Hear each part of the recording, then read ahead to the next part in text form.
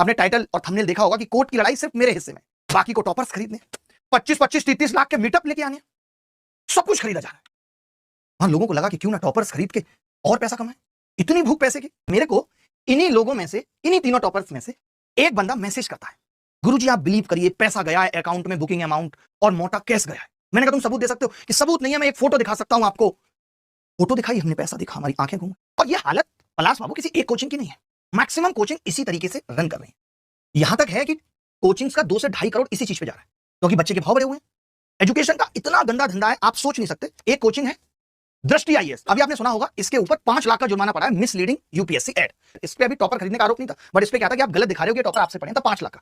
अब आप सोचिए ये कोचिंग बहुत अच्छी है, जिनकी है वो खुद ही बहुत इथिकल दिखते हैं, इथिक्स की बातें करते हैं, इथिक्स पढ़ाते भी हैं।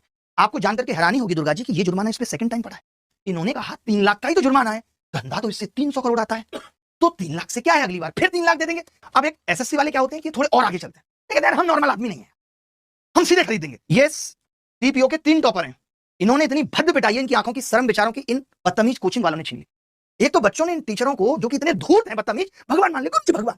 तुम्हारे माँ बाप की मेहनत की कमाई को ये इस तरीके से टॉपर्स खरीद रहे हैं ताकि और पैसा बना सके। और मैं आपको बता रहा हूं कि मैं सीसीपीए से लेकर cyber crime portal, CCI, ministry of consumer affairs, SSC, edtech grievance cell, ASCI, advertising standard council of India, इन सब में शिकायत दर्ज करूंगा और पूरे चिट्ठे खुलवाऊंगा। ये पैसा भी वापस करना है, टॉपर्स को कह रहा हूं, ये पैसा भी वापस होना चाहिए और करवद माफी भी आनी चाहिए। ये देखिए भाई साहब का अकाउंट नंबर है, 27 तारीख को चेक से पैसा पेड होता है आर्यन भदौरिया साहब को, जिनकी रैंक 3 है। चेक नंबर है 8, क्योंकि नया अकाउंट है, नई चेकबुक है।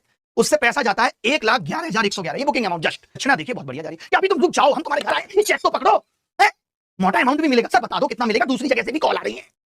टॉपर डिस्कस करता है, पता है कैसे? इन्होंने बोला हम इतना दे दें।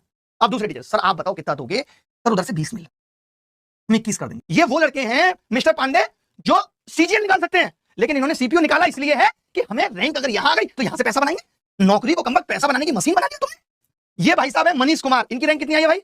1। पिताजी का नाम देव, इनको चेक नंबर 5 मिला, 1,11,111 इनके अकाउंट में गया।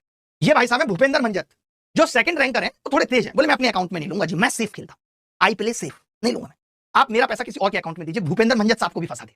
और इन बच्चों ने तो अपनी नौकरी को चेतावनी दे दी है। आप दिल्ली पुलिस में सब इंस्पेक्टर सेलेक्ट होकर जा रहे हो। बताओ कमिश्नर ऑफ पुलिस दिल्ली को कि अभी से बच्चे इस तरीके की रिश्वत की डीलिंग कर रहे हैं, आंखों में शर्म? तो ये पैसा वापस हो जाना चाहिए और माफीनामा आ जाना चाहिए।